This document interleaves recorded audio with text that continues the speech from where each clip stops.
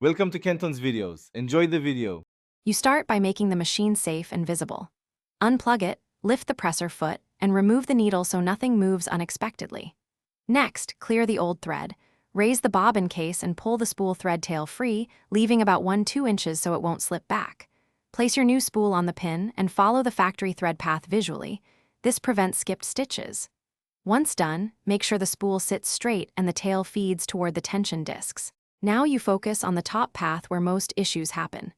Guide the thread down into the tension discs and let it seat until you feel a slight click. That sets consistent tension. Then pull the thread up and through the take-up lever. Move the hand wheel so the lever sits at its highest point, because that makes routing easier. Finally, bring the thread down and thread the needle front to back, leaving a 3–4 inch tail so the first stitches lock properly. Finish by preparing the bobbin.